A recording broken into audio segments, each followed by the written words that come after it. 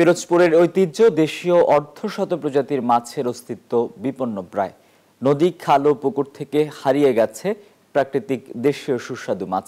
মৎস্য কর্মকর্তাদের মতে কৃষি জমিতে কীটনাশক ও মাত্রাতিরিক্ত সার প্রয়োগ, নাব্যতা হ্রাস, আবহাওয়া পরিবর্তন সহ নানা কারণে দেশীয় প্রজাতির মাছের অস্তিত্ব বিলীনের পথে। আর স্থানীয়দের দাবি, দেশীয় প্রজাতির মাছের অস্তিত্ব রক্ষায় যেন এগিয়ে আসে সরকার। পিরোজপুর প্রতিনিধি ইমন চৌধুরীর পাঠানো তথ্য এবং ছবিতে ডেস্ক রিপোর্ট। একসময় পিরোজপুর সহ দক্ষিণাঞ্চলের খাল, বিল, নদীনালা, পুকুরে দেশীয় জাতের নানা রকম মাছ পাওয়া গেলেও এখন সেসব মাছ বিলুপ্ত হয়ে যাচ্ছে। কারণ হিসেবে সংশ্লিষ্টরা বলছেন কৃষি জমিতে কীটনাশক ও মাত্রাতিরিক্ত সার প্রয়োগের কথা। তাই দেশি মাছের বিকল্প উৎস হিসেবে ঘেরের মাছের উপর নির্ভরশীল হতে হচ্ছে। এই অবস্থায় দেশীয় মাছ সংরক্ষণের দাবি মাছ চাষিদের।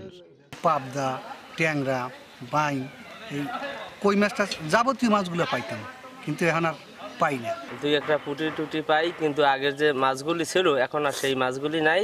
ঔষধ দেয় নানান পথ করতে করতে এখন খালি মাছই পাওয়া যায় না। কালকে যাই গেল নামছি কিছু কই নিয়ে জাল দিয়া, তারপর বেশনা, ওই ছাবি জাল, বিভিন্ন কায়দায় এরা মাছগুলো ধরে। আগে মাছগুলো পাওয়া যাইতো, এখন আর পাওয়া যাইতেছে না। কীটনাশক ও মাত্রাতিরিক্ত সার প্রয়োগ বন্ধের পাশাপাশি কারেন্ট জালের ব্যবহার না করার পরামর্শ এই মৎস্য কর্মকর্তার। আমরা যে তাদেরকে রক্ষা করার জন্য, দেশি মাছ রক্ষা করার জন্য আমরা অনেক খালের মধ্যে আমরা অভয়াশ্রম করি। আমরা অভয়াশ্রম করছি আমাদের নাজিরপুর, এবছর আমরা ইন্দ্রকালীতে অভয়াশ্রম করব। আমরা বিভিন্ন বিলে আমরা পোনা মাছ ছাড়ি, যাতে করে এই মাছের কিছু গ্যাপ পূরণ হয়।